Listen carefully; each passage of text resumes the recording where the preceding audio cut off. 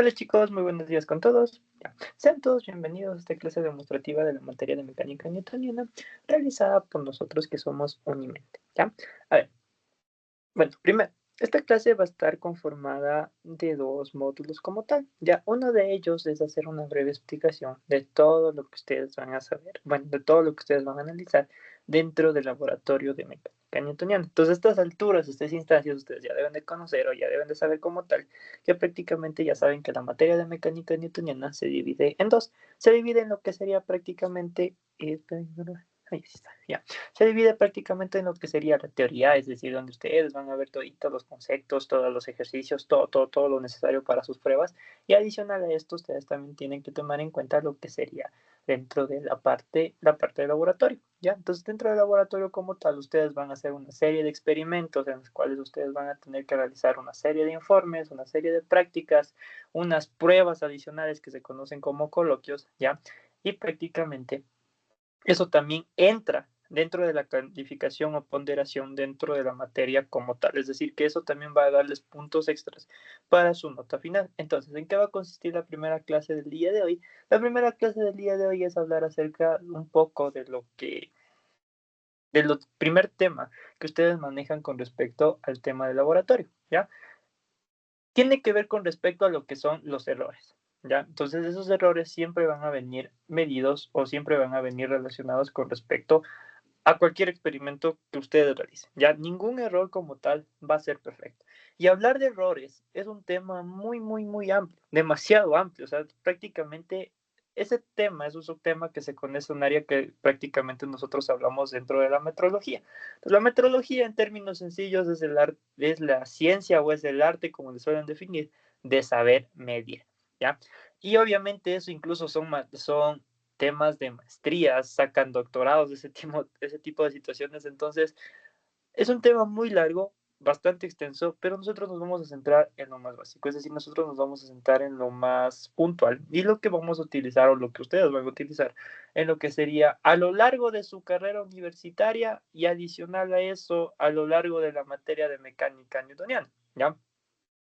Esa sería la primera parte y la segunda parte estaría enfocado un poco más a la introducción de la materia. Ya dentro de la materia de mecánica newtoniana, ustedes también tienen que aprender a ocupar unas herramientas matemáticas que son lo que sería la parte de derivadas y la parte de integrales. Entonces, solo vamos a hacer una pequeña introducción de lo que es la derivada, o sea, vamos a definir de manera rápida lo que es el concepto de derivada y prácticamente para las siguientes clases posteriores ya aprenderíamos las herramientas, ya aprenderíamos cómo hacemos ejercicios y cómo lo vamos a aplicar esto dentro de nuestra materia de mecánica newtoniana como tal, ¿ya? Entonces, explíquenme en unos 2 segunditos, déjenme solo configuro unas cosas rápidas y continúo.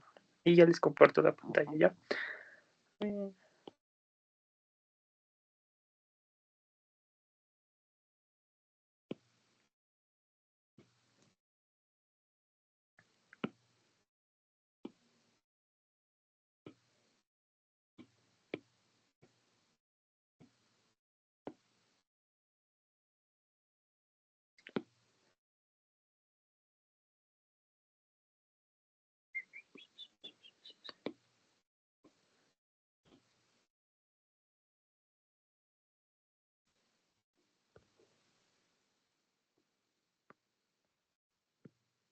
Ya. A ver, este de aquí es un ejercicio extraído de lo que sería prácticamente un coloquio, ¿ya? ¿Qué es un coloquio? Son pruebas muy sencillas que siempre les van a tomar dentro de los laboratorios, ¿ya? Que tienen que ver o están relacionados con respecto a la práctica que van a realizar. Entonces, como les mencionaba, la primera práctica que ustedes realizan es con respecto al cálculo de errores, ¿ya? Ustedes cuando van a hacer un experimento siempre van a presentar errores. Sea cual sea el tipo de experimento que estén realizando, siempre van a tener errores dentro de ese experimento. Ningún experimento va a ser perfecto al 100%. Y así es que fuera perfecto como tal, el error que ustedes llegaran a sacar va a ser de un 0%. Chuta, y ese sería el camino ideal. Pero siempre va a haber algo, siempre va a haber alguna traba, ¿ya? Y supongamos el caso que nos están presentando aquí. Nos dice, se mide el tiempo de caída de una canica desde una altura h y se obtienen los siguientes datos experimentales. Entonces dice que estos tiempos que nos está entregando aquí prácticamente nos habla acerca del tiempo que le toma a esa canica recorrer esa altura h desde la cual nosotros estamos saltando. Y vamos analizando poco a poco. Primero nos dice 0,68, 0,61, 0,73, 0,77, 0,55, 0,62, 0,59, 0,59, 0,54 y 0,83. ¿Ya? Entonces, podemos darnos cuenta que algunos de los valores se encuentran dentro de este rango, entre 0,6 a 0,7, pero hay valores que con solo verles saltan a la vista y se quedan con ese pensamiento de por qué. Por ejemplo, este valor de aquí, de 0,55 y este valor de 0,83, ¿ya? Es decir, que son valores que prácticamente si nosotros le vemos así como están, dicen, chuta, qué raro, o sea, uno es un tiempo muy cortito y el otro es bastante tiempo. Entonces, vamos aclarando algunas notas, ¿ya? En todo experimento,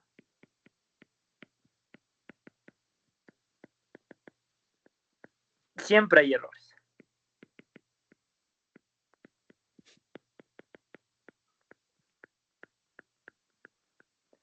Vuelvo y repito, ningún experimento va a ser perfecto. Ningún experimento, incluso cuando ustedes hagan un experimento, ningún experimento les va a salir a la primera. Chuta, fuera chévere que les saliera a la primera, pero no, casi nunca pasa eso. Siempre va a haber problemas, siempre va a haber una dificultad. Y en este caso, aquí es lo que pasa esa situación de aquí, ¿ya? El hecho de que suceda un error puede deberse a varios motivos. En este caso, nosotros nos vamos a centrar en dos tipos de errores. Puede que sea un error humano, ¿ya? O un error de calibración. Ya les voy a explicar qué significa este error de calibración.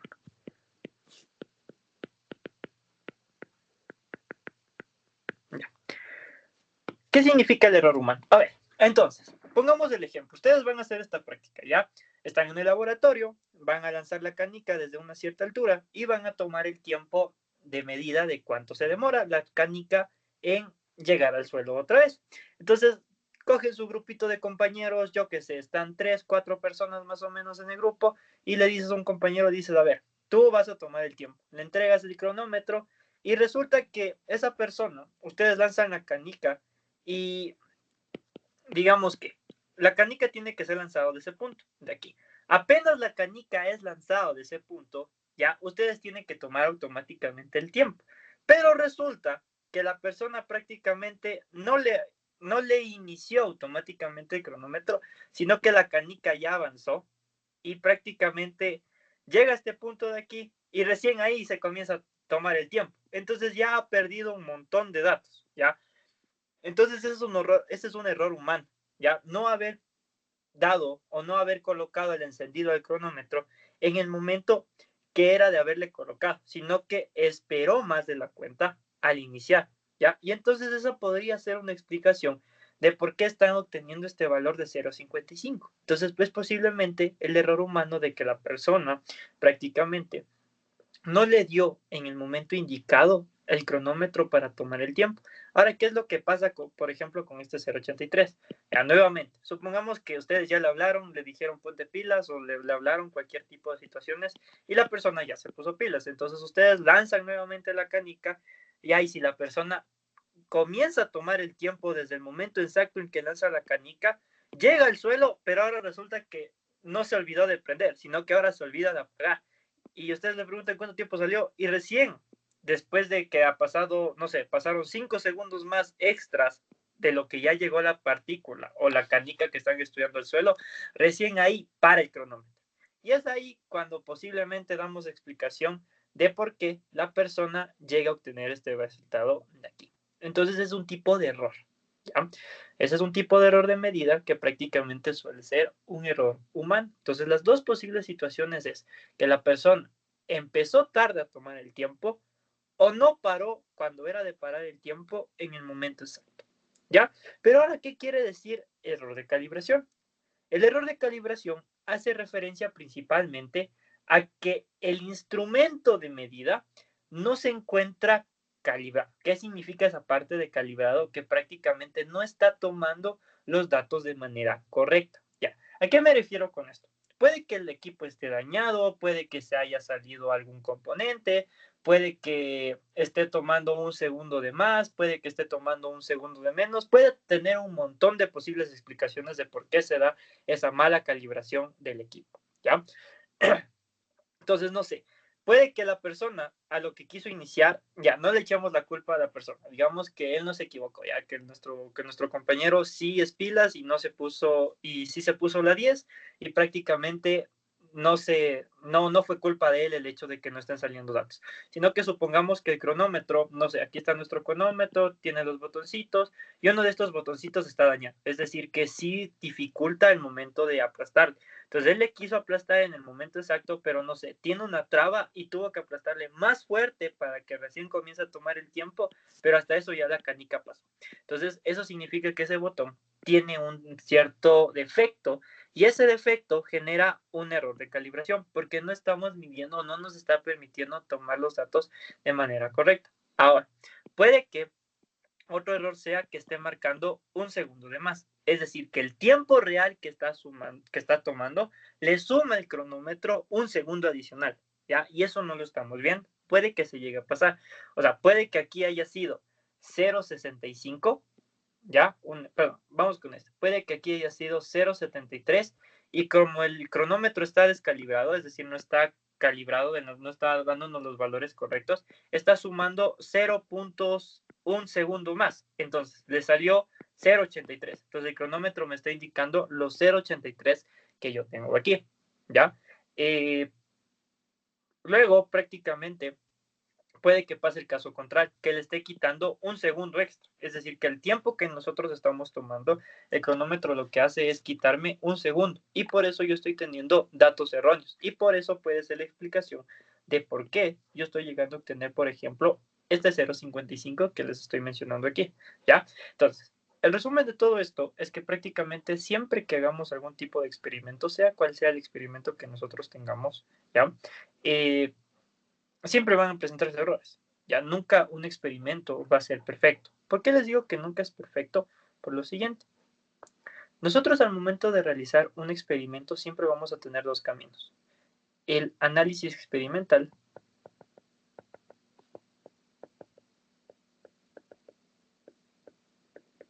y adicional a esto también vamos a tener lo que sería el análisis teórico, que se conoce como el caso ideal. Ya les voy a explicar por qué.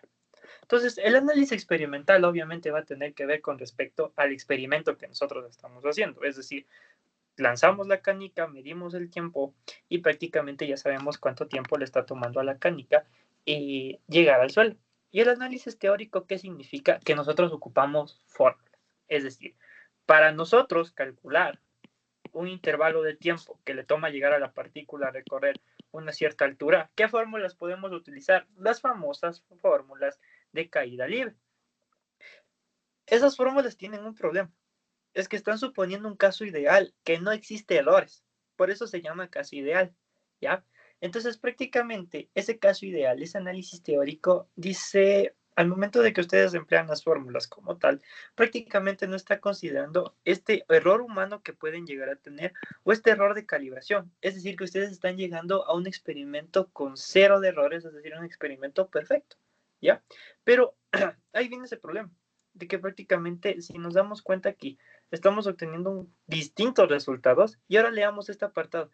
Si teóricamente el tiempo de caída es 0,71, entonces prácticamente dice que en teoría, es decir, que nosotros ocupar las fórmulas, el tiempo que le debería de tomar a la partícula llegar hasta el suelo debería ser un tiempo de 0,71. Entonces, si eso tiene que pasar en teoría, prácticamente, ¿qué es lo que está pasando?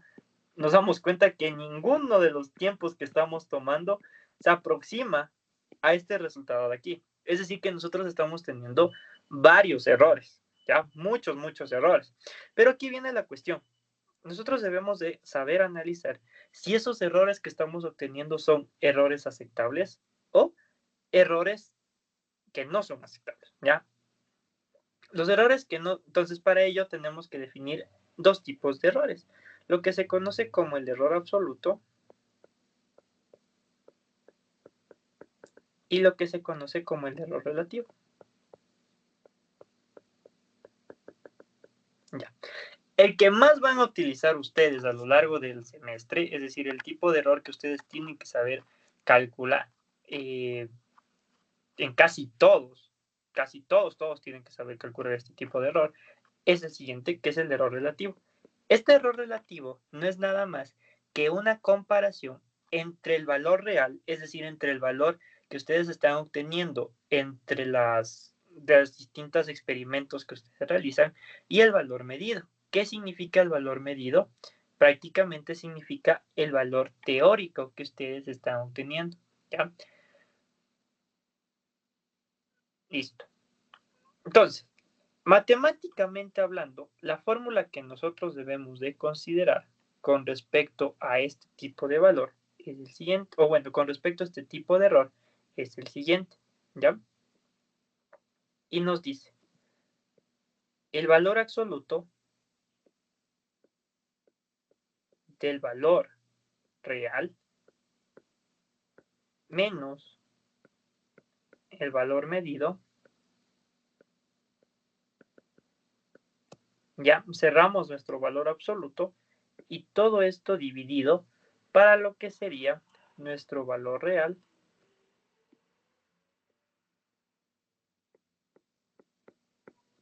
con respecto, ¿ya? De igual forma en valor absoluto, y todo esto multiplicado por el 100%, ¿ya?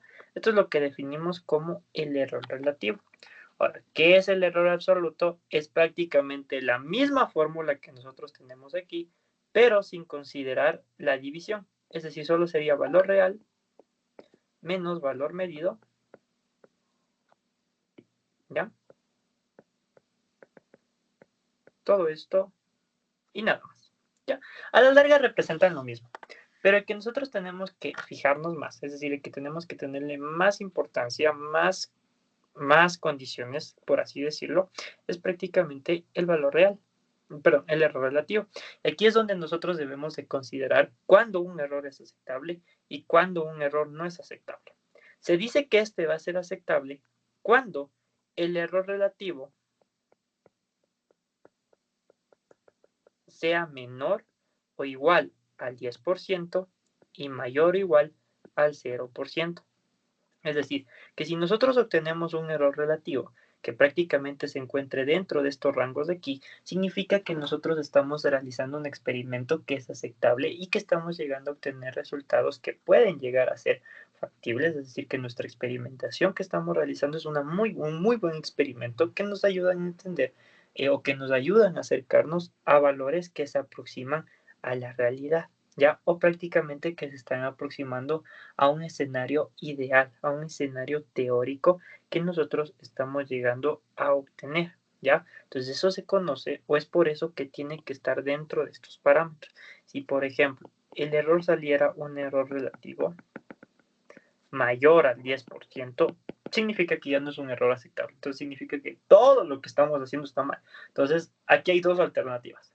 O yo la hipótesis que estoy planteando es falsa, ya que posiblemente se puede dar, o la segunda hipótesis que estoy planteando es que o que la hipótesis que estoy planteando es correcta, pero yo el experimento que estoy realizando es un experimento fatal, es decir, no estoy tomando bien los datos, no están bien calibrados, estoy cometiendo muchos tipos de errores, entonces significa que o cambio de medidor, es decir, cambio de persona que va a hacer las mediciones, o cambio de experimento, ¿ya? Entonces, esas pueden ser las dos alternativas para explicar el hecho de que un error relativo, ¿ya? Prácticamente se encuentra elevado más del 10%. Entonces, siempre tenemos, o sea, siempre que un error relativo se encuentra alrededor de estos parámetros, es decir, se encuentra prácticamente siempre dentro de estos valores, se puede decir que es aceptable, que todo lo que estamos haciendo es bastante bueno y que no existe necesidad de repetir nuevamente o plantear otro problema y que nuestra hipótesis que nosotros nos estamos planteando prácticamente es una hipótesis que se acerca lo más que puede a la teoría, ¿ya? Listo, chicos. Hasta ahí. ¿Tienen tal vez algún tipo de pregunta, alguna duda?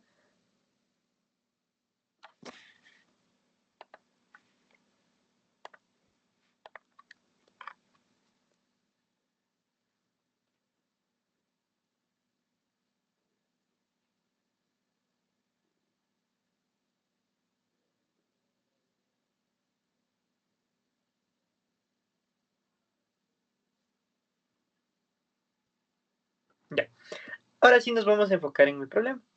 El problema nos dice lo siguiente. A ver, se mide el tiempo de caída de una canica de una altura h, como ya habíamos leído, y nos presenta un montón de datos. Aquí viene la cuestión. El hecho de que yo vaya a realizar un experimento no significa que voy a tomar un solo dato ya. Por ejemplo, supongamos que solo tomamos este dato de aquí, ¿ya? Y comparando con este, nos damos cuenta de que va a salir un error sumamente altísimo. Es decir, vamos a llegar a un error grandísimo y significa que tenemos que ver nuevamente, replicar el problema, nuevamente ponernos a pensar qué es lo que está pasando, un montón de cosas, ¿ya? Entonces, no debemos de quedarnos con una sola toma de datos, sino que tenemos que tomar un grupo de datos, es decir, tenemos que tomar un dato, dos datos, tres datos, los datos que nosotros consideremos necesarios, ¿ya? Como podemos darnos cuenta aquí en este ejemplo de aquí, toma 10 datos. Es decir, las personas que realizaron este experimento consideraron adecuado hacer una toma de 10 datos, ¿ya? Y luego de haber hecho esa toma de 10 datos, deciden sacar una media.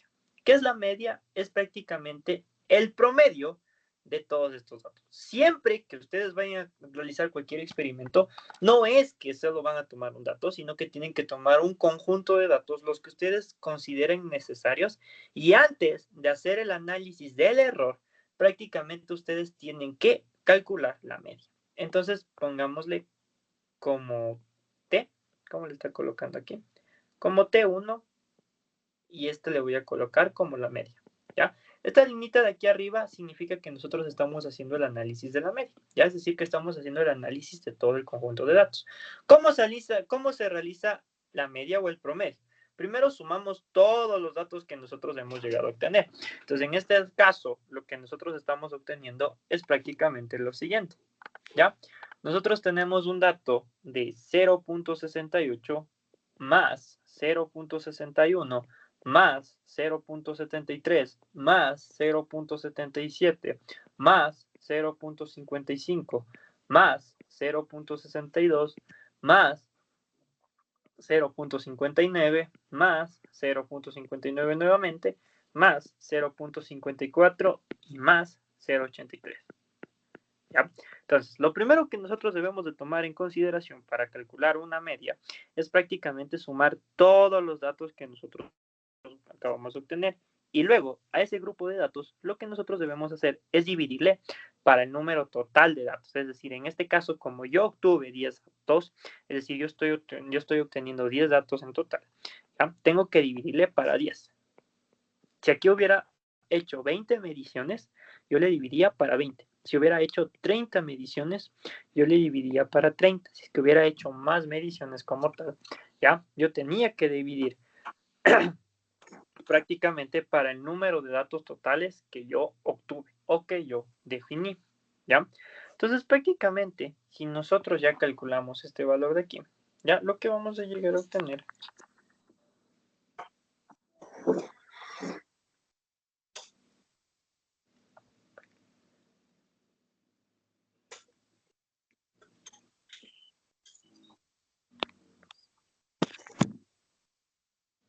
ya.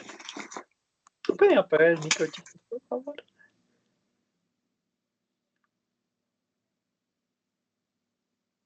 Ya.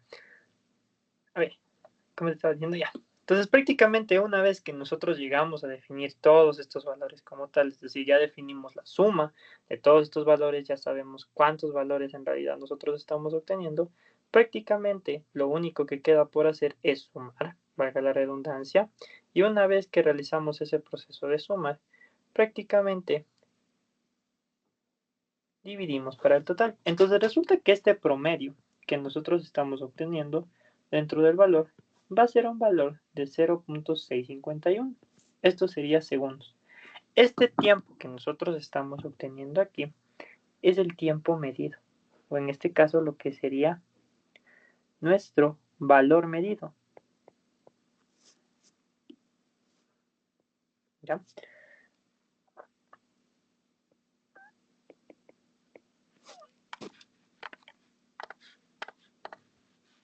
Entonces,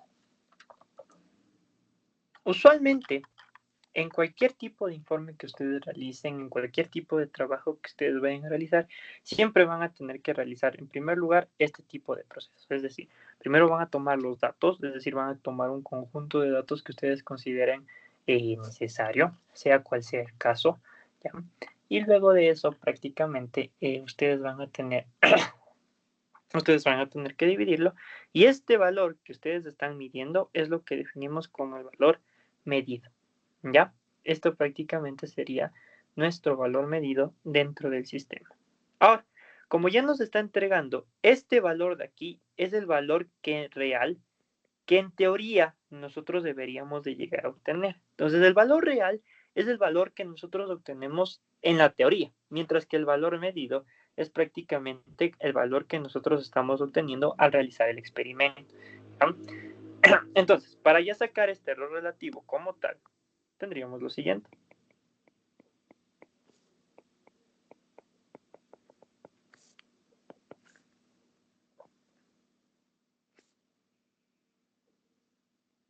Entonces, ¿cuál es nuestro valor real? Sería los 0.71. ¿Cuál es nuestro valor medido? Sería 0,651. Todo esto dividido para nuestro valor real, que sería prácticamente el 0,71. Y todo esto que lo vamos a tener que multiplicar por el 100%. ¿Ya? Cuando nosotros hacemos el cálculo, cuando nosotros hacemos el análisis como tal, nosotros lo que vamos a llegar a obtener es un valor relativo que se aproxima más o menos a 8,31%.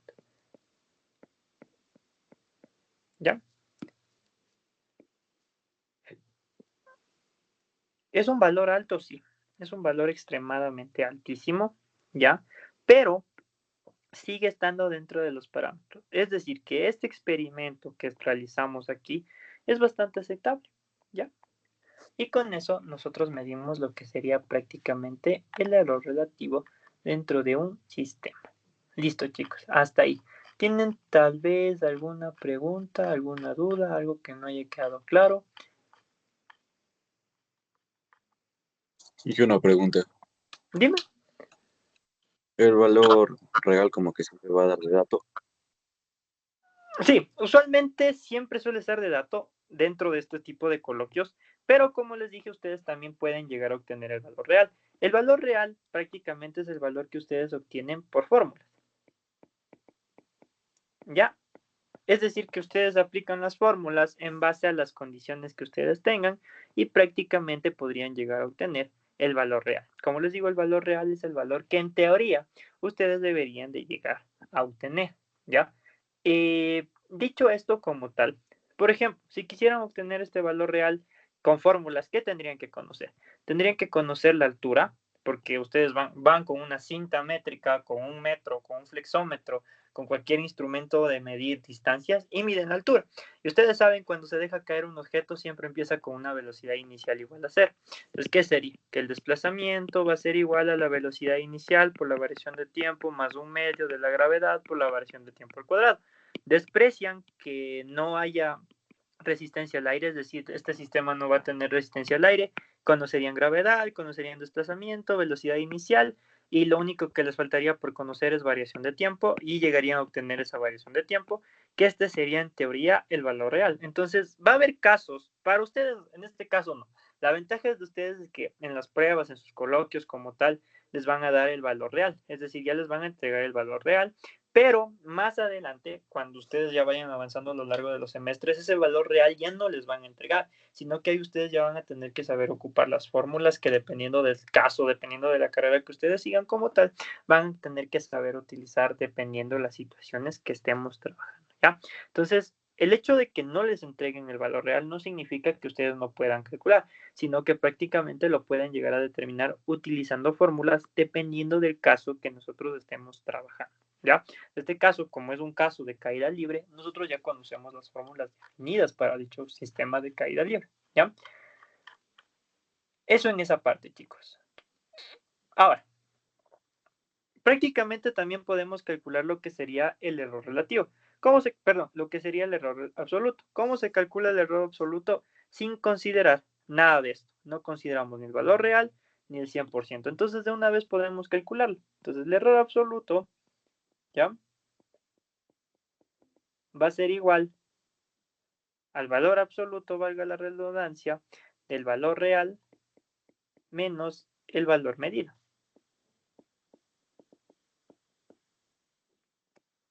¿Cuál es nuestro valor? Ay, porque aquí no lo estoy poniendo. Valor real. Ya. ¿Cuál es nuestro valor real?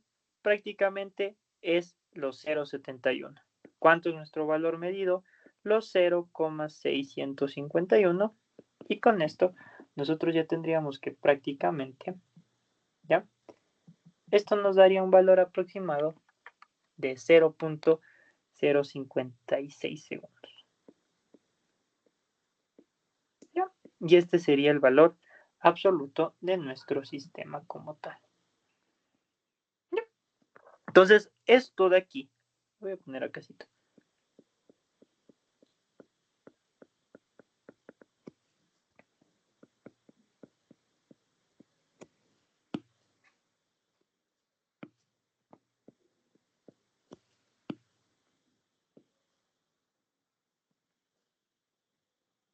¿Ya? En esto se resume prácticamente su práctica.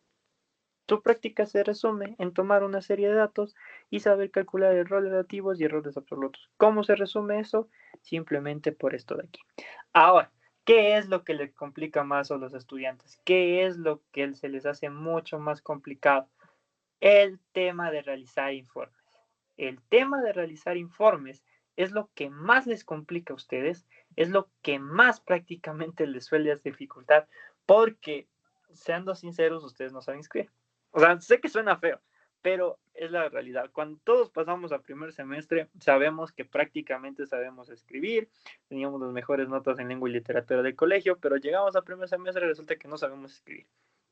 ¿Ya? Y ahí es donde se complica todo. Interpretar esto, dar una explicación de por qué estamos obteniendo estos resultados, es el por qué se les hace más difícil. Como yo les dije, les puse esos ejemplos de aquí, de que la persona no está calibrando, no está tomando bien el tiempo, de que los relojes no están bien. Esas son explicaciones que dan a entender por qué estos resultados de aquí. Y eso es lo que ustedes tienen que saber discernir. Y eso a la vez, ustedes tienen que saber redactarlo en palabras muy sencillas que una persona entienda. Y eso es lo que tienen que hacer los informes. Darles explicaciones del por qué están obteniendo este tipo de resultados. ¿Ya? Y eso es lo que más se les complica. Como pueden darse cuenta, estos son simples fórmulas básicas. Simplemente sumar, dividir y multiplicar. No hay nada complicado aún. Pero lo que les va a perjudicar más es el tema de realizar explicación en los informes. Entonces, toda esta hojita que acabamos de hacer es el resumen de lo que ustedes van a hacer en su primera práctica. Como vuelvo y repito, lo más complicado que les va a hacer a lo largo de su análisis que tengan que realizar como tal es el análisis principalmente de saber interpretar resultados. Eso es lo que les va a costar al inicio y eso es lo que en algún punto van a tener que aprender a hacer. Siempre tienen que saber interpretar resultados, siempre tienen que saber explicar por qué estoy llegando a obtener estos resultados, a ver qué pudo haber pasado, a ver.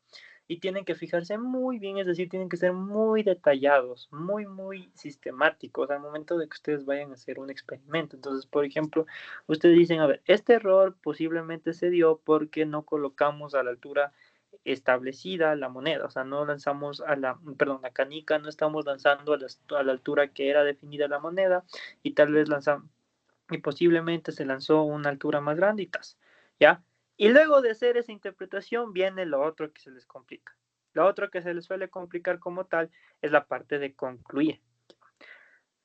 Estamos acostumbrados a que se nos dice que para poner una conclusión se debe escribir la palabrita se concluye, la palabrita se finalizó. ¿Qué otras más saben escribir? Saben escribir en conclusión se tiene que ya. Tenemos que aprender a dejar de lado esas formas de ahí. Entonces, ¿cómo van relacionados una conclusión? De la siguiente manera. Toda práctica, sea cual sea la práctica que nosotros estamos analizando,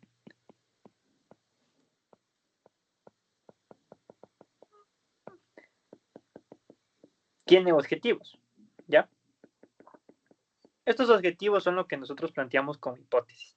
Es decir, por ejemplo, nosotros decimos que, no sé, decimos que si lanzamos una canica más liviana, a comparación de una canica mucho más grande, ¿ya? La que le va a tomar menos tiempo en caer es la canica más liviana. Entonces ahí podemos decir un objetivo, por ejemplo, una hipótesis, que sería comparar el tiempo de caída de un objeto, ¿ya? Mucho más liviano a comparación de un objeto más pesado. Entonces, comparan el tiempo, y esas serían sus hipótesis. O sea, sus hipótesis a la larga son prácticamente los objetivos que ustedes quieren lograr. Entonces, toda práctica, sea cual sea la práctica que ustedes quieran resolver o que quieran enfocarse en analizar, siempre va a tener objetivos a cumplir. Que esos objetivos a cumplir son prácticamente las hipótesis que ustedes están planteando. Y una vez que hayan hecho los experimentos, una vez que ustedes hayan analizado el posiblemente por qué están llegando a obtener esos resultados, vienen las conclusiones. Es decir, que toda práctica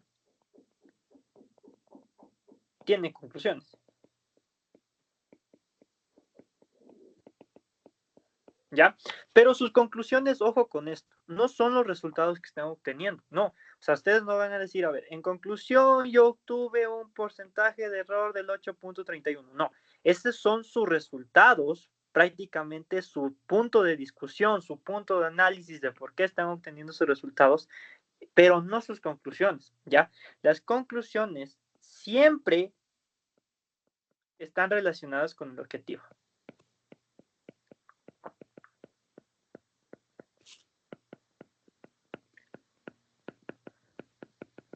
Ya. Y ahí viene la razón de por qué tienen que explicar si se cumplió o no se cumplió lo que ustedes plantearon como objetivo, lo que plantearon prácticamente como hipótesis. ¿Cuál fue la hipótesis? Dijimos, a ver, si yo lanzo un objeto liviano, le debe de tomar menos tiempo en llegar al suelo a comparación de un objeto mucho más pesado. ¿Ya? Eso en teoría, prácticamente nosotros sabemos que es falso. En teoría, sabemos que un objeto más pesado como tal va a llegar mucho más antes que un objeto más liviano. ¿Por qué? Porque al tener más masa va a caer con mucha mayor rapidez. Y prácticamente se diría de esa forma. O sea, nosotros podemos tener muchas interpretaciones como tal, ¿ya? Entonces la conclusión puede decir la siguiente. Puesto que, o no sé, en base a los resultados obtenidos, ¿ya?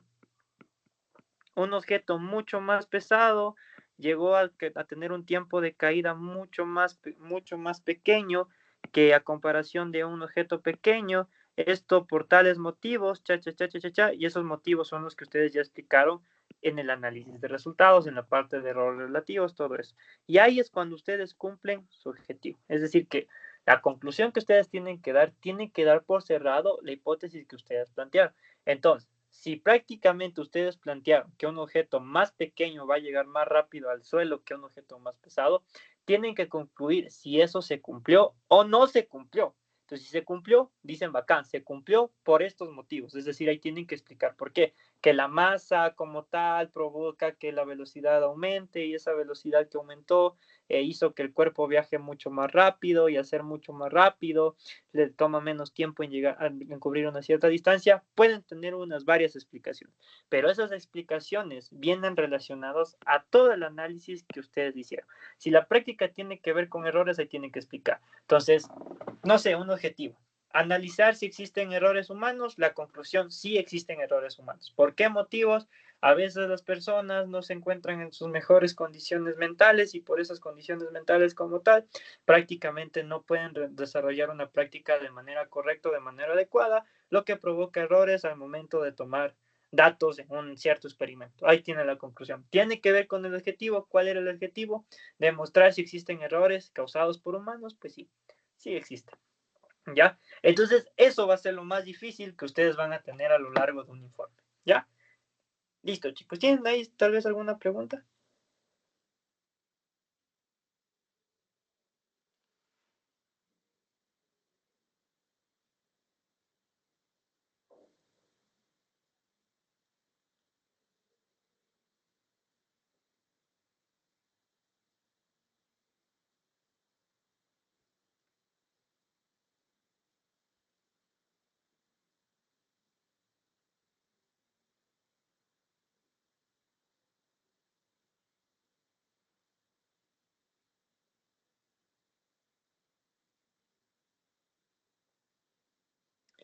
algo más que tenía que decirles ya. Si tienen alguna pregunta como tal, es importante que...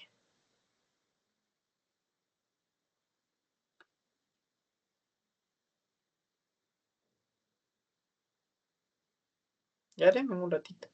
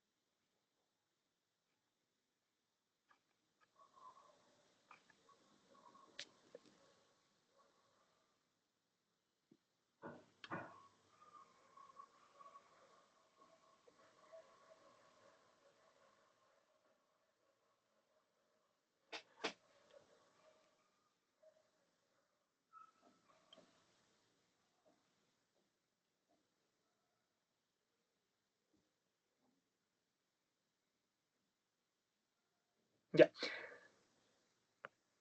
Esto, como les dije al inicio, es prácticamente lo que les toman en su primer coloquio de laboratorio. Es decir, lo más importante, conclusión, les van a entregar un grupo de datos, ya, es decir, les entregan un...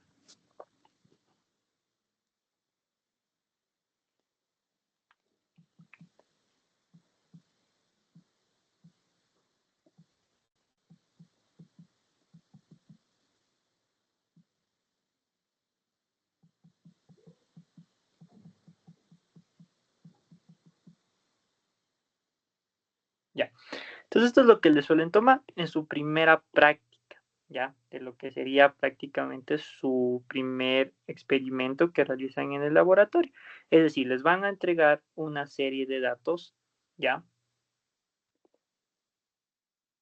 prácticamente les entregan una serie de datos y les piden calcular el error relativo, que es esto que calculamos aquí, y también les añaden más preguntas, no es que sea la única pregunta, también les dan otra serie de datos y les piden calcular el error absoluto, y de ahí suelen hacerles unas preguntas que tienen que ver con respecto a lo que ustedes hacen en la práctica, en lo que hacen en la práctica como tal.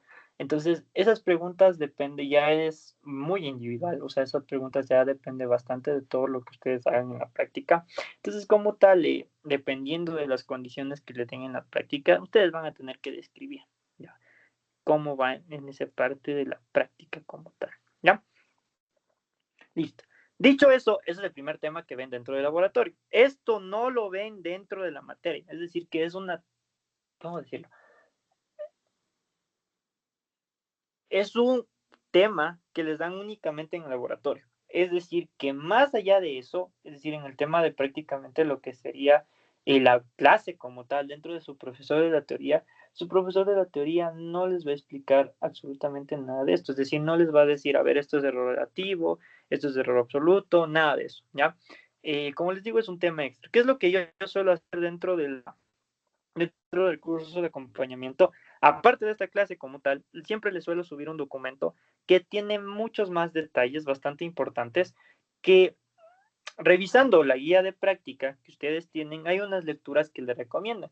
En ese documento que yo les subo, está resumido esas lecturas que les recomiendan, porque de esas lecturas también les suelen tomar pruebas, o sea, les suelen tomar preguntas de las pruebas como tal, y prácticamente dentro de esas lecturas a veces vienen preguntas, no dentro de este test como tal, ya, sino que ya en las pruebas dentro del semestre que les toman a lo largo del semestre, les suelen tomar dichas preguntas. Entonces, les suelo subir un documento que tiene todo eso bastante resumido, que a la larga les ayuda. Entonces, de ahí depende de cada uno de ustedes, ya depende de cada uno de ustedes si los lee o no. Ya no es como que obligatorio que lo lean, pero sí les va a beneficiar bastante. Dicho esto, como les mencioné, la clase prácticamente estaba dividida en dos. Entonces, una vez terminado este apartado de aquí, nosotros llegamos a la siguiente parte. ¿Qué tiene que ver la siguiente parte? Entrar ahora sí en el tema de materia. ¿Ya? Entonces, Cuando nosotros nos ponemos a hablar como tal dentro de la mecánica newtoniana, esto es importante recalcarle, no es que van a utilizar esto únicamente en mecánica newtoniana, sino que esto lo van a utilizar, como les digo, a lo largo de toda su vida universitaria, cuando ustedes realizan, sea cual sea el experimento que ustedes realicen, ya sea cual sea lo que ustedes realicen, ¿ya? Eso es lo más importante. Ahora, si enfocándonos como tal dentro de la materia, la mecánica newtoniana,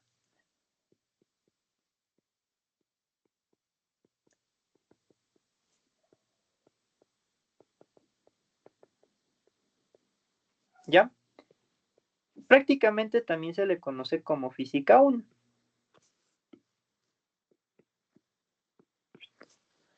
Entonces, ¿cuál es la cuestión aquí? Aquí la cuestión es la siguiente. Vamos a ver lo mismo que ustedes vieron en prepa, ¿ya? Es decir, vamos a ver vectores. No, perdón, vectores ya no se ven. Vamos a ver lo que sería velocidad, ya lo que sería nuevamente posición, lo que sería nuevamente aceleración, lo que sería fuerzas, torques, cantidad de movimiento lineal, cantidad de movimiento angular, lo que sería prácticamente centro de masa, todo, absolutamente todo lo que ustedes ya vieron en lo que es la parte de la física de prepolitécnico.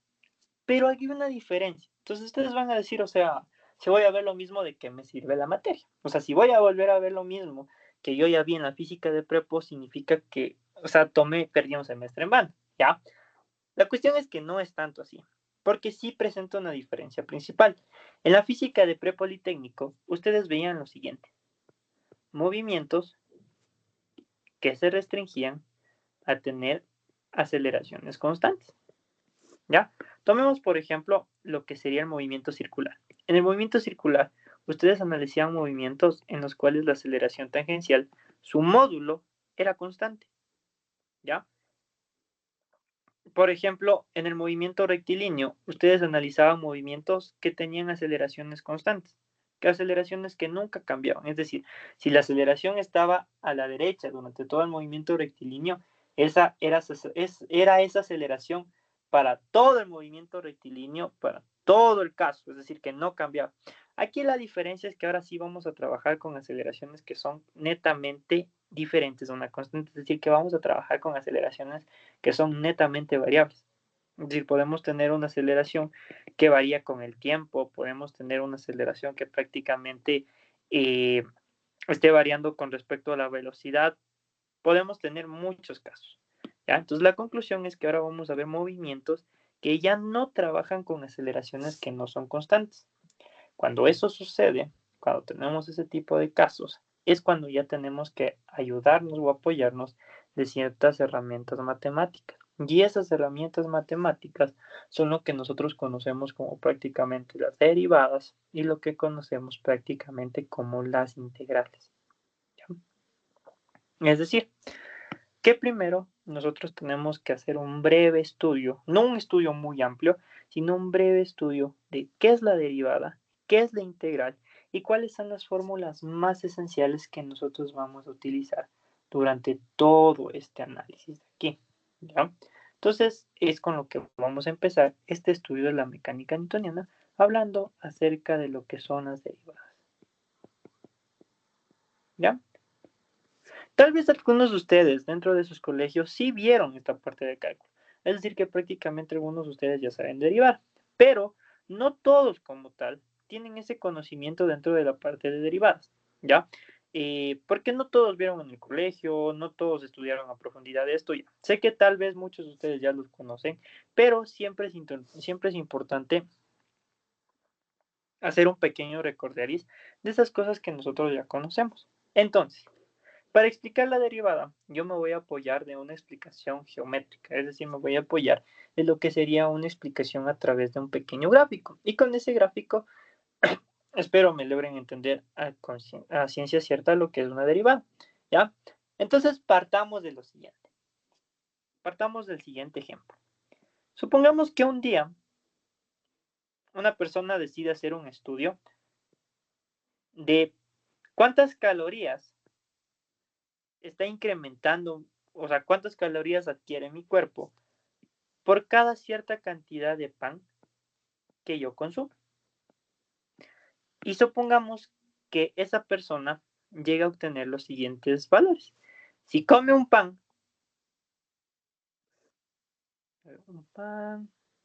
dos panes, tres panes, 100, 200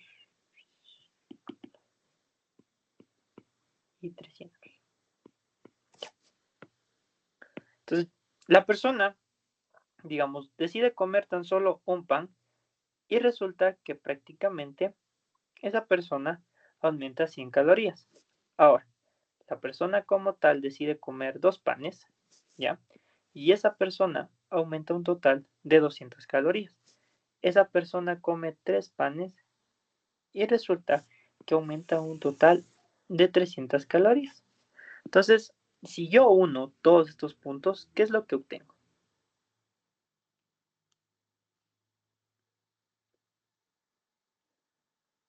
Estoy obteniendo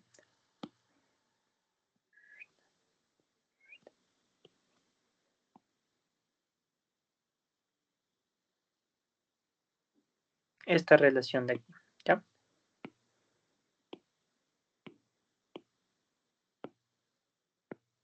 Entonces, prácticamente yo estoy obteniendo una función. Entonces, recordemos qué era la definición de función. Recordemos que una función es una relación que existe entre una variable con respecto a una variable, ¿ya? Pero yo no quiero establecer una relación, ¿ya? Sino que yo quiero establecer una razón de cambio. Es decir, ¿qué significa razón de cambio? Cuando yo estoy hablando de lo que nosotros definimos como una razón de cambio, ¿ya? Prácticamente nosotros hacemos énfasis a cuánto incrementa o disminuye una variable con respecto a otra variable.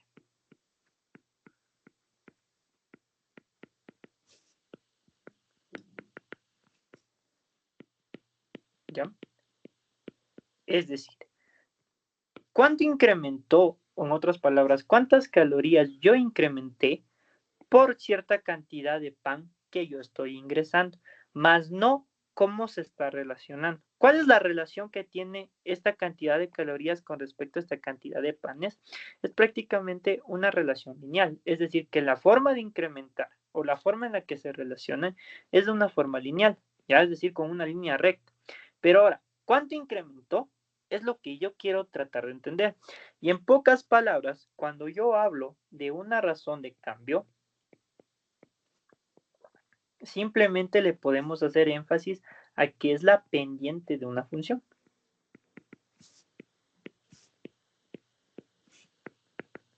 ¿Ya? Entonces, ustedes se dan cuenta y dicen, ya, bacán. Entonces, aquí tengo una función lineal. Entonces, yo puedo llegar a obtener esta pendiente de dicha función. Entonces, si yo saco la pendiente, ¿qué es lo que voy a obtener? ¿Ya? ¿Cómo se sacaba la pendiente? La pendiente era y1 menos y sub 0 de x1 menos x sub 0. ¿Ya? Es algo que nosotros ya conocemos. Entonces, en este caso sería, si yo defino dos puntos, sería 200 menos 100, todo esto dividido para 2 menos 1. Entonces, a la larga, esta pendiente, ¿qué es lo que me va a dar? Me va a dar una pendiente de 100 calorías sobre pan. ¿Qué es lo que significa esto? Significa que prácticamente, ¿ya? Por cada pan que yo consuma, estoy teniendo un incremento de 100 calorías, cumpliendo así la definición de razón de cambio. Puede que se haya dado de la siguiente forma, 200, 400, 600. Entonces, ¿cómo me hubiera quedado esto? Me hubiera quedado 200 menos 400, todo esto dividido para 2 menos 1, y esto me hubiera quedado 200, bueno, me hubiera quedado, claro, 200 menos 1 y 200 calorías por pan. ¿Qué es lo que significa? Que por cada pan que yo que yo ingería, que yo comía, prácticamente voy a tener un aumento de 200 calorías. ¿Se está cumpliendo esa razón de cambio? Sí.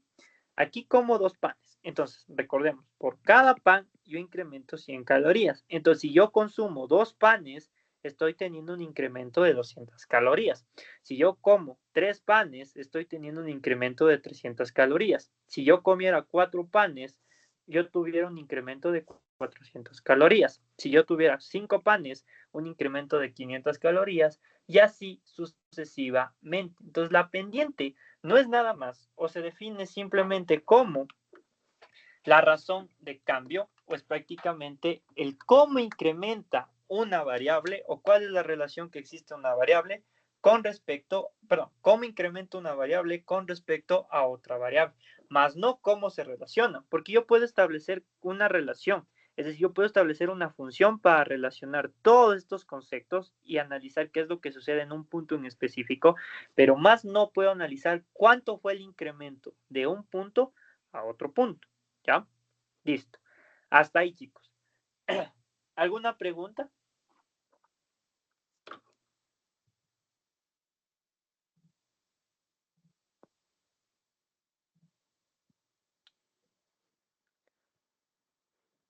Ya.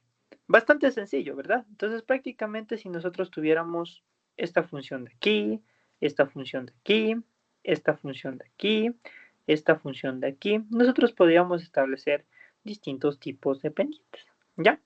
Pero viene la cuestión aquí. Esta pendiente de aquí, ¿qué es lo que va a hacer? Va a ser constante, ¿ya? Es decir, que prácticamente esta pendiente no va a cambiar absolutamente para nada. Si yo tomo estos dos puntos de aquí, es decir, 200 menos 300, bueno, al revés, 300 menos 200, todo esto dividido para 3 menos 2, nuevamente obtengo las 100 calorías por pan. Si yo tomo este punto de aquí, 300 menos 100, todo esto para 3 menos 1, son 200 para 2, nuevamente obtengo las 100 calorías por pan. ¿Ya? Eso sucede en estos casos lineales, pero en la vida real nosotros no vamos a tener gráficas lineales. Es muy difícil que una gráfica se llegue a considerar lineal, ¿ya? Lo que en la vida real vamos a tener son gráficas curvilíneas, es decir, que prácticamente van a tener distintos tipos de curvas, ¿ya? Y ahí viene la cuestión y el meollo de este asunto, de que nosotros no vamos a tener prácticamente una forma sencilla de analizar una pendiente. Ya van a entender el porqué. Entonces yo voy a graficar lo siguiente.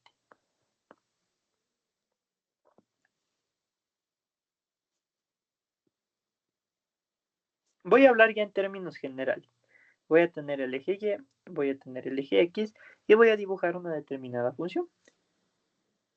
¿Ya? Esta va a ser la función que yo quiero analizar.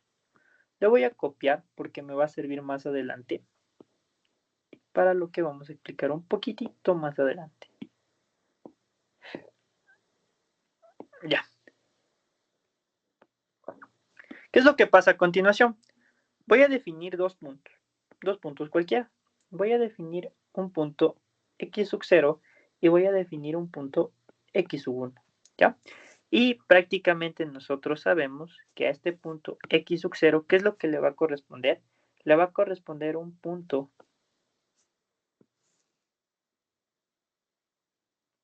y sub 0 y lo mismo con este punto x sub 1.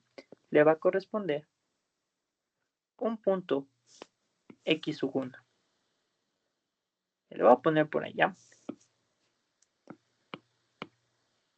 Entonces, a este punto x sub 0 le corresponde un punto y sub 0. A este punto x sub 1 le corresponde un punto y sub 1. Entonces aquí tenemos el puntito y lo unimos. ¿Ya?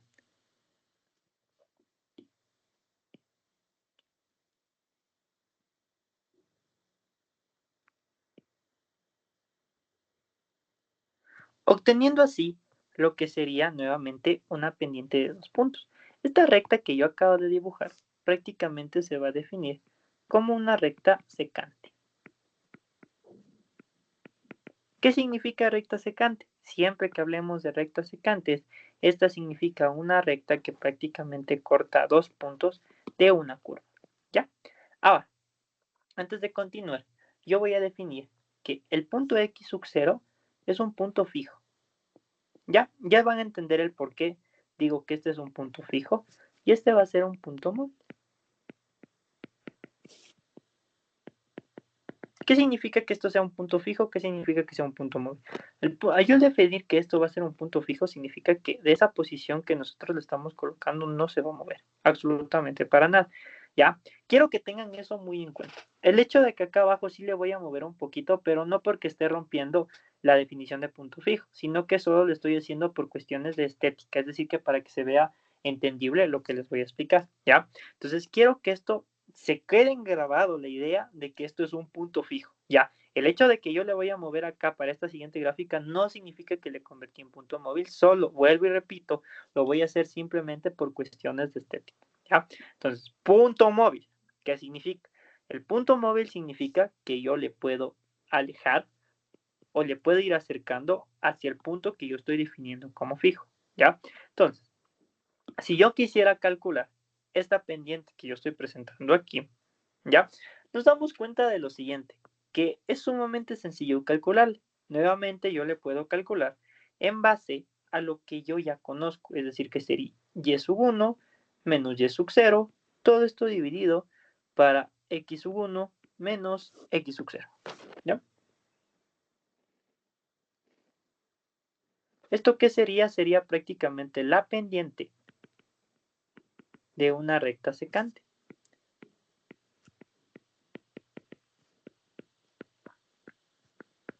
¿Ya? Como podemos darnos cuenta, no hay tanto problema, no existe tanto problema con respecto a este tipo de situaciones. Ahora, ¿qué es lo que pasa? Como yo definí a x sub 1 como un punto móvil, significa que si yo le puedo alejar más de x sub 0, si por ejemplo yo le dibujase por aquí a x sub 1, significa que yo agrando esta recta secante. Y si yo quiero calcular la pendiente que a la larga es la razón de cambio, ¿ya? No hay ningún tipo de problema. ¿Qué es lo que pasa ahora de lo siguiente? ¿Se acuerdan que les dije que en una función lineal no había tanto problema porque porque la pendiente permanecía constante? Ahora, dándonos cuenta, en estos casos donde yo estoy trabajando con movimientos curvilíneos, ¿ya? A medida de que yo voy variando este punto móvil, esta pendiente también va a ir cambiando. Pero cuando es una recta secante, no hay tanto problema en analizar la pendiente. El problema viene cuando yo le acerco a x sub 0, es decir, cuando yo le acerco al punto fijo. Yo le acerco, le acerco, le acerco. ¿Qué es lo que está pasando con la pendiente? La pendiente se va haciendo cada vez más chiquitita, más chiquitita, más chiquitita. Y va a llegar a un caso en particular. El caso en particular que a mí me interesa es cuando sucede esto. Que el punto x sub 0 se asemeja lo más que puede al punto x sub 1. Un ejemplo de esto puede ser que x sub 0 sea igual a 5 y x sub 1 sea igual a 5.000001. Si nosotros nos damos cuenta, este valor de aquí no está tan alejado de este otro valor. Es decir, que son valores que se asemejan o que son muy, muy, muy parecidos. Porque si yo quito estos decimales de aquí, que a la larga parece que no van a interferir en nada, sigue siendo muy parecido al valor de x sub 0, ¿ya? Cuando eso sucede, ya lo que pasa con esta recta secante es que ya no es una recta secante, ahora se va a convertir en lo siguiente, aquí está x sub 0,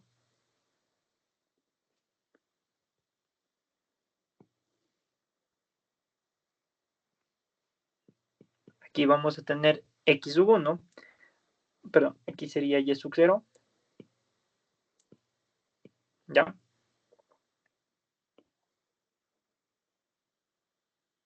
Y decido colocar esta recta de aquí. Esta recta, como tal, voy a poner otro color.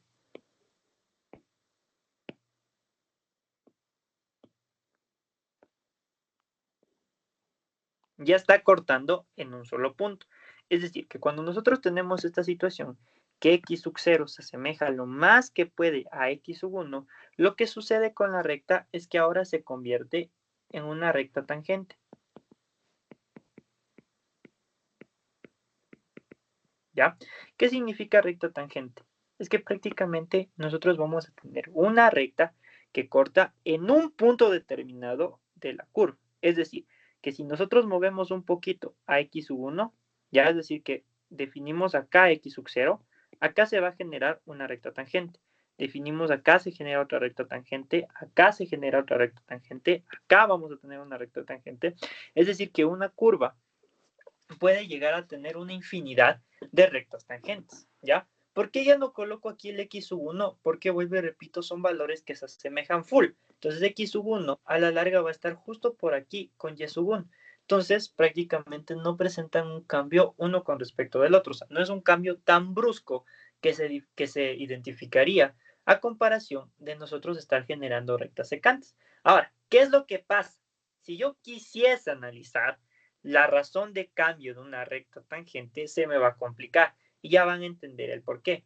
Si es que yo defino que la pendiente va a ser igual a y sub 1 menos y sub 0, todo esto dividido para x sub 1 menos x sub 0, el problema radica aquí. Como yo mencioné, x sub 0 y x sub 1 son valores que se asemejan full, demasiado. ¿Ya? Y si yo realizo esta resta entre x sub 1 y x sub 0, el resultado al que yo voy a tender a acercarme es un resultado que se aproxima a ser 0. Es decir, que es lo más próximo al valor de 0.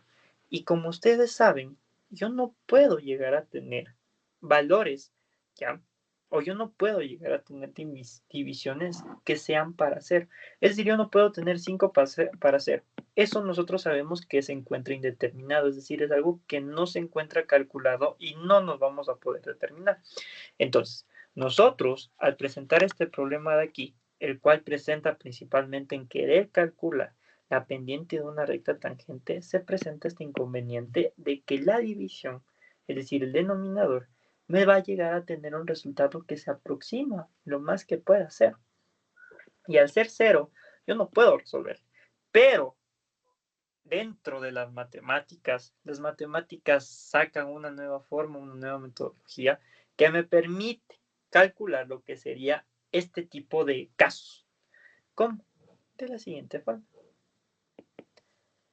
Agregan algo que nosotros vamos a conocer y que ustedes van a estudiar más adelante, que se conoce como límite.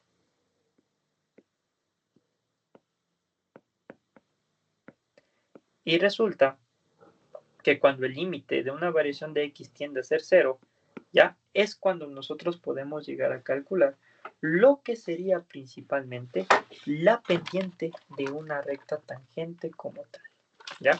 Es decir, que me la presentan, me la dan la forma de resolverle y yo no sé cómo resolverle, ¿ya? Y prácticamente al utilizar este artificio matemático que nosotros conocemos como límite, es cuando ya me dan la potestad y me dicen, ¿sabes qué? Si tú agregas este límite, ¿ya? Tú ya puedes pasar a resolver lo que sería la pendiente de una recta tangente. ¿Qué significa límite? Significa la tendencia a acercarse a un determinado valor. Entonces, como aquí yo tengo la tendencia de acercarme al valor de 0, al colocar este límite, prácticamente yo lo que tengo es una tendencia a 0, pero no es 0. Es decir, yo me estoy aproximando lo más que puedo a 0, pero yo no estoy trabajando en el punto 0 exactamente, sino que estoy trabajando en un valor próximo al punto 0. Y es por eso que con la ayuda de este límite puedo resolver, ¿ya? Ahora, si nosotros, aquí le voy a poner recta pendiente de una recta tangente.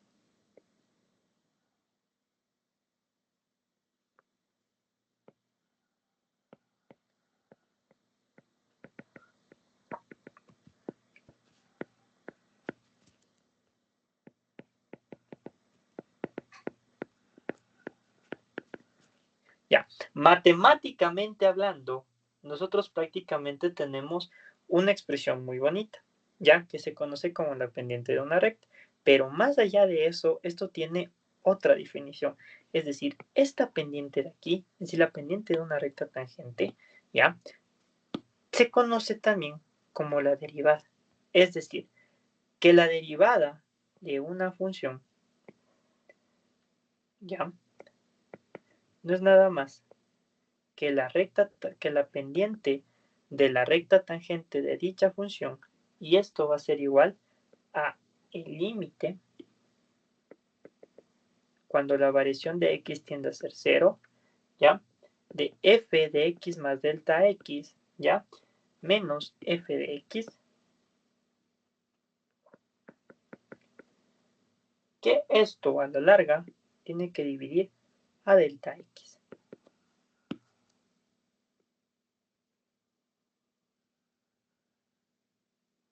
Y esto de aquí es lo que nosotros conocemos como la derivada de una función. Entonces, es decir, que prácticamente, como nosotros podemos darnos cuenta, una curva puede tener una infinidad, ¿ya?, de pendientes o una infinidad de rectas tangentes. Ya no es que aquí sea la única recta tangente, acá puedo tener otra recta tangente. Supongamos que mi punto fijo no estaba aquí, sino que el punto fijo estaba más acá y el punto móvil justo aquí. Y yo le acerqué justo para que se forme esta recta tangente de aquí. Entonces yo ya tengo otra recta tangente. Entonces, en conclusión, ya, cuando nosotros estamos hablando de la derivada de una función, nosotros no estamos hablando nada más que la pendiente de la recta tangente de dicha función en un determinado punto en específico. Si nosotros ya nos vamos a definirle mucho más allá, ¿qué es lo que habíamos partido desde el inicio? Que la razón de cambio es la pendiente de una función. Entonces, ¿qué es la derivada de una función? No es nada más que la razón de cambio, ¿ya?, de una función.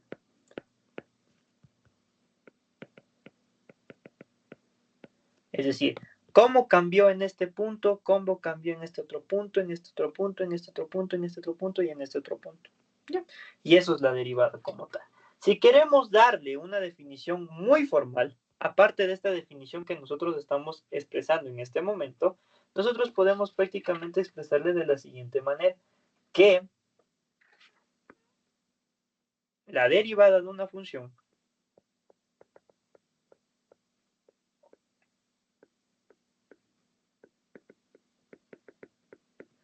f de x, ¿ya?, es otra función. ¿Por qué motivo les digo que vamos a obtener como resultado una función? Porque al momento de que nosotros vamos a encontrar una función como tal, es decir, al momento de que nosotros derivamos una función, vamos a obtener como resultado necesariamente otra función. Y esa función, si nosotros reemplazamos un punto en específico, me va a entregar como resultado la pendiente en ese punto en específico, ¿ya? Es decir, que prácticamente nosotros al derivar una función obtenemos una función que me permite obtener todas las pendientes de todo el dominio de la función que nosotros estamos obteniendo. No es decir que al momento de derivar yo voy a obtener una función o yo voy a obtener una pendiente en específico. No, no, no, sino que yo voy a obtener la pendiente de todos los puntos. Es decir, voy a obtener una función que me permita determinar la pendiente de todas las rectas tangentes que yo estoy encontrando. ¿Ya? Tal que su valor en un número x, ya, valga la redundancia, justo les voy a escribir esto que les acabé de mencionar, tal que su valor, ya, en un número x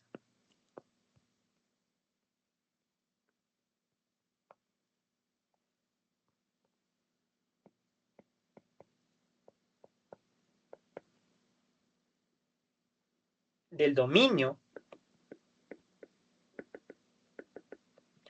de f de x, ya, está dado por.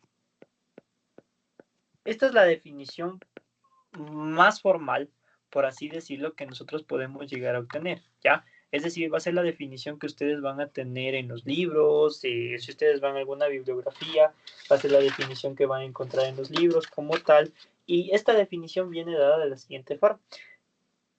Se parece mucho a la que nosotros definimos aquí, solo que presenta un cambio, y el cambio es el siguiente. F' de x va a ser igual al límite cuando delta x tiende a ser 0, ya, de f de x más delta x menos fx, todo esto para delta x, ¿ya? Esta es la definición esta es la definición formal, es decir, la definición que ustedes van a encontrar en los libros. ¿Por qué yo le escribo aquí de una forma, ¿por qué aquí está escrito de otra forma? Las dos formas son completamente válidas y ya voy a explicarles qué significan cada una de esas formas, ¿ya? Y es importante tener en cuenta cómo escribo yo el tipo de derivada que estoy realizando. Ya van a entender el por qué un poquito más adelante, ¿ya? Listo, chicos. Entonces, en conclusión, la derivada no es nada más que la pendiente de una recta tangente de una función. ¿Cómo se obtiene? De esta fórmula de aquí. Esta fórmula no la vamos a utilizar nosotros. Nosotros vamos a utilizar derivadas por tablas. ¿Qué significa derivadas por tablas? Que son derivadas que a la larga ya están definidas. Es decir, si nosotros vemos ese caso en específico, ya sabemos a cuánto va a ser igual el resultado. ¿Ya? Pero eso lo vamos a ver un poquito más adelante. Listo, chicos. Hasta ahí. ¿Alguna pregunta, alguna duda, algo que no haya quedado claro, algo que quieran que les vuelva a repetir?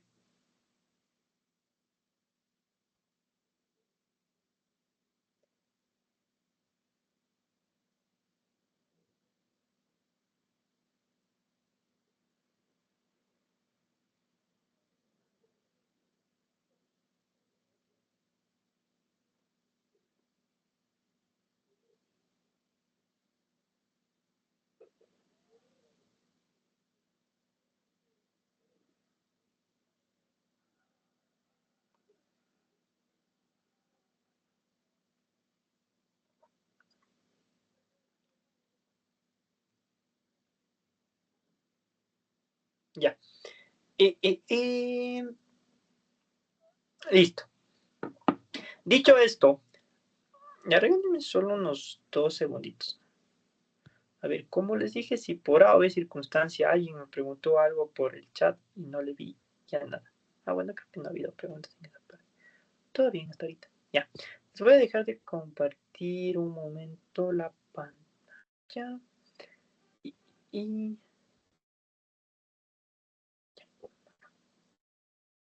ya, regálenme solo unos 2 segunditos, ¿ya?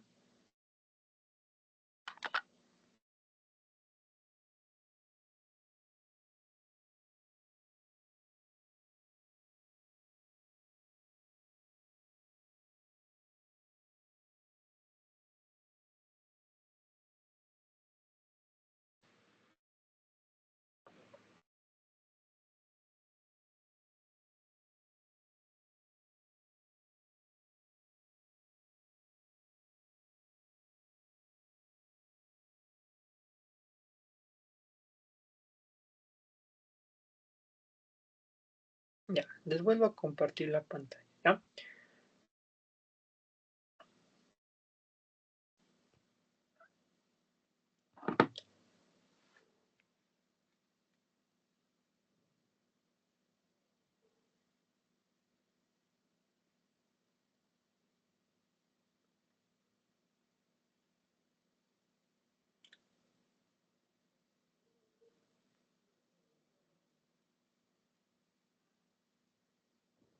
Ya. Y, y- ya, chicos. Antes de continuar y para terminar esta clase, una de mis compañeras les quiere decir algo, ¿ya? Hola chicos, ¿cómo están? Bueno, antes de que finalice este, darles una invitación a que se inscriban en nuestro curso de acompañamiento. Tenemos todas las materias de primer semestre: álgebra, cálculo, mecánica y química general. En lo que respecta a mecánica, pues como habrán visto, ya hicieron el test de laboratorio 1 que ustedes tienen en el aula general. Vamos igual a realizar con los chicos del curso lo que es, ustedes tienen aparte un aula general para la materia de mecánica, aparte del laboratorio, ¿no es cierto? Entonces nosotros también realizamos la prueba 1, prueba 2, prueba 3 y todas las pruebas que están ahí, hacen un repaso de las pruebas mismo y ustedes para que tengan la facilidad de poder realizar esas pruebas. Previo a los laboratorios, como ven, Sebas ya les dio una introducción para su siguiente laboratorio, los que tengan la siguiente semana, ya van a ir preparados, igual los test que les envían a resolver después, pues ya lo acaban de realizar el día de hoy. El curso ofrece un acompañamiento 24/7, esto quiere decir que si tienen dudas, preguntas, pues pueden realizarlas por el grupo de WhatsApp o directamente el profe. También ofrece tutorías presenciales o virtuales para resolver alguna duda o pregunta en específico, es decir, coordinan con el profe la disponibilidad de ustedes, tanto como la del profe, y si llegan a acuerdo, pues hacen la tutoría presencial y de no ser posible, pues tutoría virtual, ¿no? También se les agrega un grupo de Teams donde ustedes, si por alguna razón no pudieron asistir a alguna clase, van a encontrar subido lo que son las clases y también pues el material que utilizan durante la clase. El profe Sebas igual, por ejemplo, cuando tienen que realizar algún informe, pues él les va revisando si es que está de la manera correcta, les va guiando un poquito en ese aspecto porque él prácticamente también está en lo que es el laboratorio de transferencias, Sebas, Sí, en el laboratorio de transferencias, entonces tiene noción de cómo más o menos califican pues los informes de laboratorio. Y si desean inscribirse y le toman captura del flyer, pues existe un descuento, ¿no? Si desean inscribirse, pueden inscribirle a la persona que les envió el link en el grupo, chicos. Entonces ahí para que se inscriban y pasen su semestre sin dificultades. Igual más tarde en álgebra lineal van a estar haciendo el deber 1, también el control semanal que les envían. Los que aún no les han dado clases, eso les van a dar para que vayan adelantando un poquito. En cálculo igual van a ver un poquito de límites. Eso, chicos. Entonces ahí continúa nomás, Sebas, y el que se quiera inscribir, escribe nomás al número que envió el link. ya. Listo, chicos. Entonces, para terminar la clase del día de hoy, viene la cuestión de por qué estas dos formas de expresar, es decir, esto de aquí y esto de aquí, a la larga son lo mismo. O sea, prácticamente van a representar lo mismo.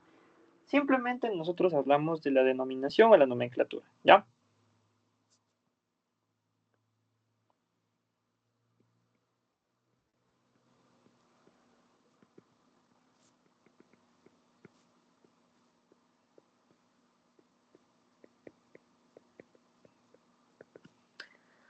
Entonces, f' de x es lo mismo que de y con respecto de x.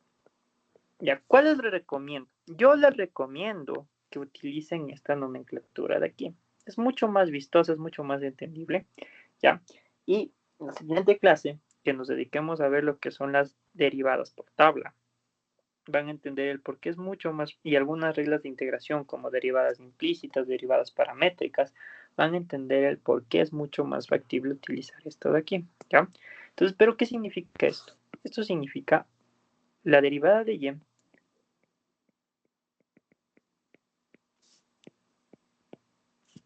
con respecto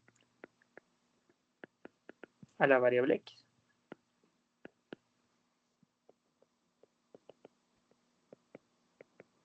¿ya? ¿Qué pasara si yo le pusiera al revés? Es decir, que esto estuviera así. Cambiaría. Sería la derivada de x con respecto a la variable y. ¿Ya? No son lo mismo. Ojo con eso. Esta forma de decir significa que yo estoy derivando la variable y, valga la redundancia, con respecto a la variable x. Y esto es sumamente importante, por lo que vamos a hacer más adelante cuando veamos lo que se conoce como las funciones implícitas. Ahí sí debemos tener muy en claro, bastante claro, lo que nosotros debemos de trabajar. Es decir, por ejemplo, a veces yo voy a tener este tipo de funciones, ¿ya? Y no va a ser lo mismo derivarle con respecto de x a derivarle con respecto de y.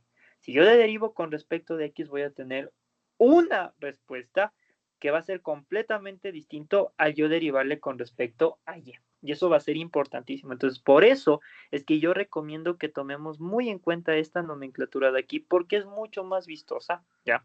Es mucho más fácil de entender qué es lo que yo estoy derivando, cómo yo le estoy derivando y con respecto a qué variable estoy haciendo la deriva, ¿ya?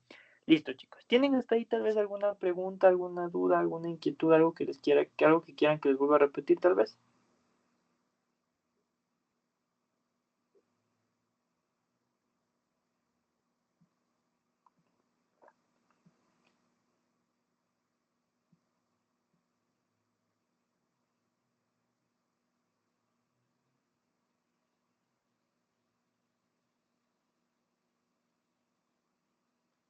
Listo.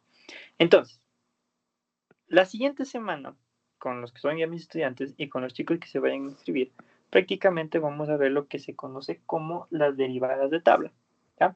O prácticamente las derivadas algebraicas.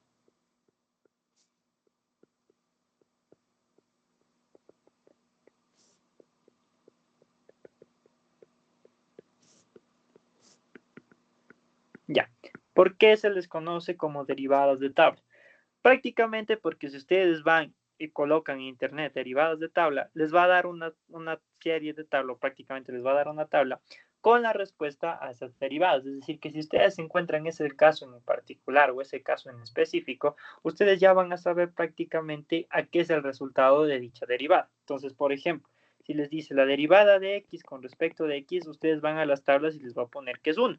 Y si siempre se encuentran con este caso, siempre va a ser 1. Ya sea la derivada de y con respecto de y es 1, la derivada de z con respecto de z es 1, la derivada de m con respecto de m es 1. Ya significa que si tienes la derivada de una variable y la estás derivando por sí misma y esa variable está elevada al exponente 1, prácticamente siempre van a obtener como resultado 1. Pero eso lo vamos a estudiar más a fondo, todo lo que sería dentro del análisis de este tipo de derivadas. ¿Ya? Entonces, el hecho de que ya estén definidas no significa que se les va a hacer fácil entender, porque el hecho es esto. Si es que no ven así tal cual la derivada de x con respecto de x a 1, si les ponen la derivada de z con respecto de z, ya no saben a qué es igual. No, no, no. El hecho, como les digo, significa que siempre va a valer 1. Ya, pero no necesariamente tienen que ser la variable x con la que estemos trabajando. Puede ser z, puede ser m, puede ser la derivada de a con respecto de a, puede ser cualquier variable. Siempre y cuando cumpla esa condición de ahí, ya, es lo que vamos a tener que analizar la siguiente clase. Entonces, esto como tal no es el área de especialización mía, no es como que de las materias que yo suelo impartir. Esta parte de derivadas tiene un amplio estudio, es decir, no es que solo vemos esto y ya saben derivadas 100%, no, estas solo son las bases, es decir, son lo más superficial que se van a encontrar dentro de la materia. Esto lo van a estudiar a profundidad dentro del área de cálculo en una variable, es decir, ahí en cálculo en una variable ustedes van a estudiar otros tipos de derivadas que el objetivo de los ejercicios que les suelen tomar a ustedes no están enfocados por ese estilo. De igual forma, nosotros solo vamos a ver lo más superficial de lo que es una integral, es decir, solo vamos a ver ahí por encimita lo que es una integral, las fórmulas más básicas de integrales, y más allá de eso, no.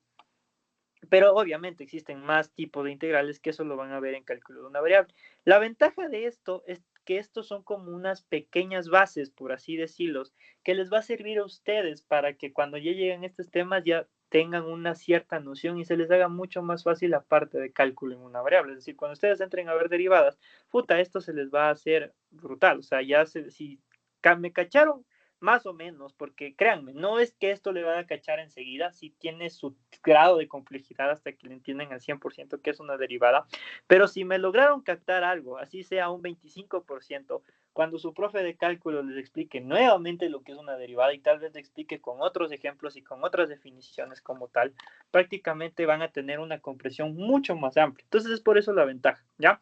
Entonces, antes de terminar, chicos, pueden levantar la manito quién ya tiene profe, o sea, quién ya está con profesor dentro de la materia como tal.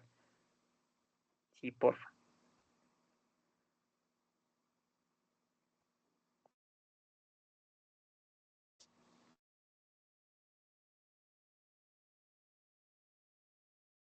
Uno, dos, tres. No, sí están algunos. Ya. Y ya, otra pregunta más. ¿Quién está con el INGEAR de los que ya tienen profe?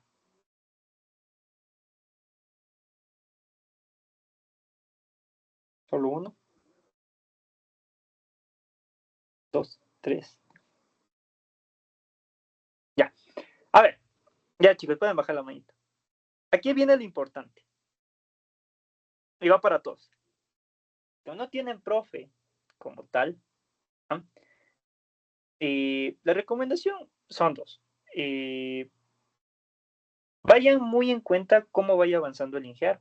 El INGEARO, el INGEARO es el jefe del cátedra, ¿ya? Es la persona que hace las pruebas, es la persona que dice, a ver, hasta tal tema vamos a llegar este semestre y todos tienen que abordar esos temas.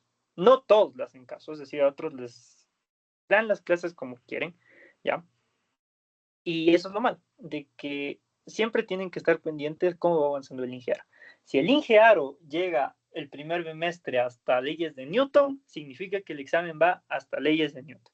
Si el INGEARO se atrasa y llega simplemente hasta, yo qué sé, llega solo hasta movimiento circular, en movimiento circular, hasta ahí es la prueba. Si el INGEARO dice, vamos a tomar hasta torque del examen del segundo bimestre, hasta torque va el examen del segundo bimestre. Si el INGEARO dice, Torque no va para el examen del segundo bimestre, va para el supletorio, y los chicos que se queden al supletorio tendrán que estudiar Torque. A él no le importa que sus otros profesores no les hayan dado Torque, a él no le importa que ustedes no hayan visto la parte de trabajo y energía, si es que no vieron, a él no le importa eso. ¿Ya? Al Ingearo lo único que le importa es hasta donde él llega. Si es que él dice, vemos hasta Torque se llega. Yo sé que ustedes ya tienen una planificación, o sea, yo sé que prácticamente ya tienen... A ver, un ratito. Déjenme verle dónde estaba. Me perdió. Ya. Yo sé que ustedes ya tienen qué temas van a ver y según esto, prácticamente ustedes solo van a llegar hasta movimiento armónico simple, según el sílabo que yo manejo. Vuelvo y repito, si el Ingearo no llega a cubrir movimiento armónico simple, ya nada, o sea, no les van a tomar eso. Si el Ingearo cubre movimiento armónico simple, pues bacán, van a llegar hasta movimiento armónico simple en su prueba y habrá que estudiar todo eso. Usualmente no se suele llegar, o sea, por más que les dicen vamos a ver movimiento armónico simple, no suelen llegar, o sea, es como que casi nunca se llega, o sea, es un tema que muy pocos llegan. Yo sí suelo llegar, o sea, sí suelo llegar full y sí solemos ver movimiento armónico simple, pero eso también es un tema de estudio, ¿verdad? O sea, el movimiento armónico simple solo es un caso en específico de todo lo que se ve dentro de la materia. Entonces, es un caso muy particular, ¿ya? Entonces, tienen que tener en cuenta eso. Entonces, háganse amiguitos de los que estén con el Ingearo, porque en base a cómo ellos vayan avanzando es hasta donde ustedes deberían de llegar. Si es que Así que prácticamente, ¿ya? Así que prácticamente, como les digo, si el Ingearo llega o no llega, ya dependerá del Ingearo. Entonces prácticamente vayan o sea, háganse amiguitos de los que estén con el Ingearo, ¿ya? Prácticamente tendrán bastante cuidado en esa parte.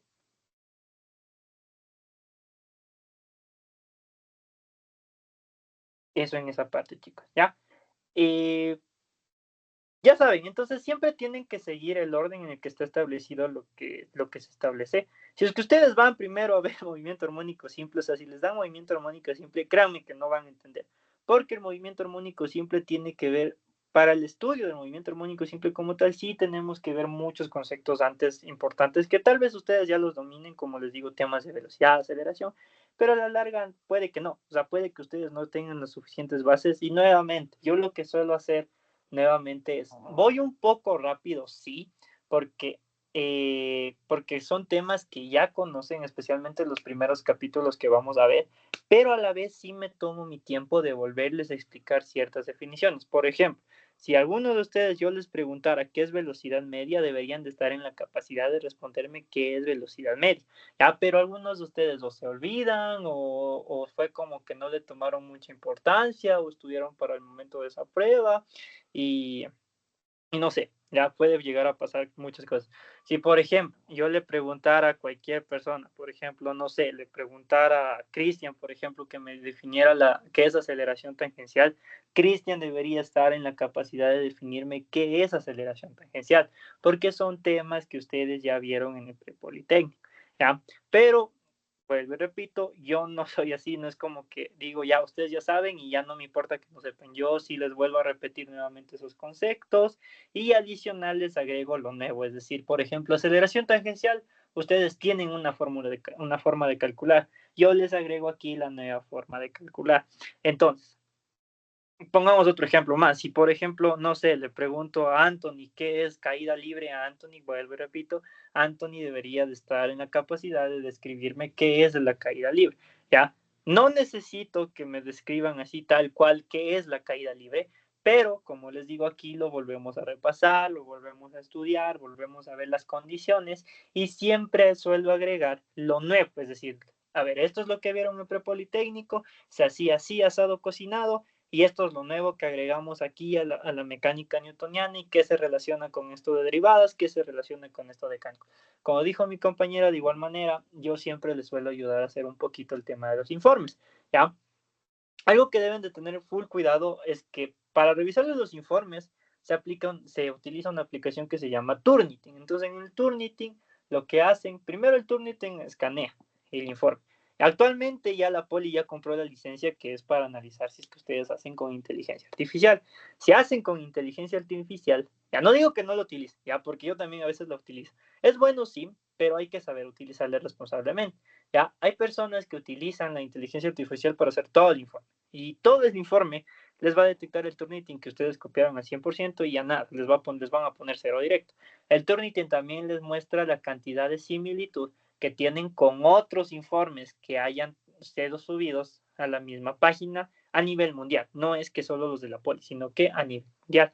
Entonces, esa parte de ahí tienen que tener bastante cuidado. Entonces, en esa parte yo por eso les ayudo, para que traten de hacer lo mejor posible, traten de ser lo más honesto posibles en el tema de realizar un informe, y porque a la larga créanme que les va a servir. Incluso aprender a redactar ya cuando lleguen a últimos semestres y vayan a hacer el TIC, o sea, la tesis, les va a servir full para que puedan hacer bastante bien la tesis, ¿ya? Entonces, eso chicos, es lo último que quería decirles. Entonces, en resumen, tendrán bastante cuidado cómo vaya avanzando el Ingearo, ¿ya? Yo suelo avanzar casi al mismo ritmo que él, es decir, que incluso yo suelo ir un poquito más rápido porque él a veces da poquitas cosas que, a mi parecer, ¿no? O sea, puede que yo esté equivocado, que considero que no les aporta y el Ingearo creo que a veces sí les da cositas que ya no se utilizan mucho, pero bueno, no importa. Yo suelo ir un poquito más rápido que él, ¿ya? Entonces, pero sabemos ir casi igual. O sea, lo que yo les doy aquí es casi lo mismo que Bellinger. Entonces, de mi parte creo que no se van a atrasar y van a estar en todas las capacidades de resolver los problemas, ¿ya? Y ya, eso chicos. Entonces, lo único que me queda por decirles es invitarles a formar parte del curso. Espero que esta primera clase haya sido de su agrado. Sí, soy un poquito, con ustedes ya como son del primer semestre, sí suelo ser un poquito más estricto que con los niños de prepo, de que sí suelo ser, sí les suelo exigir un poco más, o sea, ya les suelo hacer un poco, ver un poco más cómo funcionan las cosas en la universidad, no es que va a haber muchos profes, especialmente el Aro, que trabajen con libros de inglés. Antes se manejaban hojas de trabajo, ahora ya no manejan esas hojas de trabajo, ahora manejan unas pruebitas que, les voy a ser muy honesto, yo considero que esas pruebas no les va a beneficiar en nada porque son pruebas de conceptos básicos y no les ayuda a prepararse absolutamente nada de lo nuevo que ustedes deberían de saber, ¿ya? Pero eso. Ya, entonces lo único que me queda por decirles es que se animen a entrar al curso ahorita también para invitarles a la clase demostrativa de la parte de álgebra lineal. Álgebra lineal también en este momento el profe de álgebra lineal lo que va a hacer es ayudarles con la tarea número 1, el deber número 1. En álgebra lineal sí siguen manejando hojas de trabajo, entonces no sé por qué me quita, pero bueno, son cositas que pasan, ¿ya? Eso chicos, entonces con mis estudiantes, los que ya están inscritos, nos vemos el siguiente sábado, en el mismo horario que está planteado ahorita, de 11 a 1, y con los que se animen a inscribirse, de igual forma, les esperaría el siguiente día sábado. Ya saben, cualquier duda, cualquier inquietud que tengan con respecto a la materia, me pueden escribir nomás a mi número personal. De igual forma, si es que por A o B circunstancia quieren alguna clase presencial, yo suelo estar en el laboratorio de transferencia de calor, ¿ya? Si es que me quieren buscar, suelo estar a partir de, a ver, a partir de usualmente 10, 11 de la mañana, menos los días martes, o sea, perdón, menos los días jueves. Los días jueves estoy a partir de las 12 de la tarde, o sea, no estoy mucho tiempo los días jueves. Ya, entonces, si por A o B circunstancia quieren encontrarme, se acercan al laboratorio de transferencia de calor, preguntan por mí, ahí sabe estar mi jefe, sabe estar mi otro compañero, y si no estoy ahí, pues ahí les dan de decir que me esperen o cualquier cosa. ¿Ya? Eso chicos. Entonces que tengan una bonita tarde, disfrutarán el feriado que queda, comerán fanesca si les gusta y entrarán a la clase de álgebra lineal. Que tengan, eso sería todo.